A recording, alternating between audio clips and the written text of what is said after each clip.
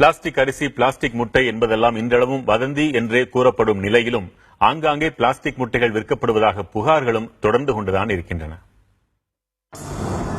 கன்னியாகுமரி மாவட்டம் மார்த்தாண்டம் பகுதியைச் சேர்ந்த ஜான் என்பவர் நேற்று அதே பகுதியில் உள்ள கடை ஒன்றில் 15 நாட்டு முட்டைகளை வாங்கியுள்ளார். இன்று காலை குழந்தைகளுக்கு சாப்பாடு கட்டிக் கொடுக்க முட்டையை வேக வைத்தபோது ஒரு முட்டையின் மஞ்சள் கரு மட்டும் பிளாஸ்டிக் போல இருந்தது.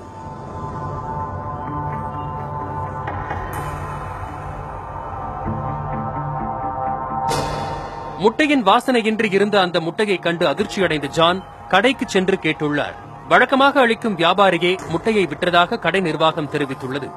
காலையில பிள்ளைகளை ஸ்கூலுக்கு அனுப்பி அந்த முட்டையை பிரிச்சு பார்த்து இது பண்ணி வச்சுமே, முட்டையை பிரிச்சு பார்த்து உணவுக்கு பரிமாற வச்சுமே, அதுல ஒரு முட்டை வந்து பிளாஸ்டிக் முட்டை.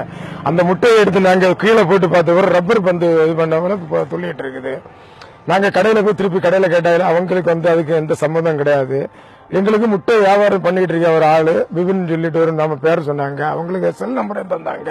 அவங்களுக்கு கூப்பிட்டு பார்த்து வரும், செல் நம்பர் எடுக்கவே இல்லை.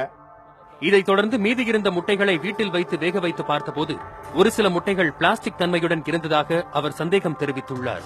இதுகுறித்த தகவலின் பேரில் வந்த உணவு பாதுகாப்புத்துறை அதிகாரி இது தொடர்பாக விசாரணை நடத்தி நடவடிக்கை எடுக்கப்படும் என தெரிவித்துள்ளார். புதிய தலைமுறைக்காக நாகர்கோவிலில் இருந்து மனு.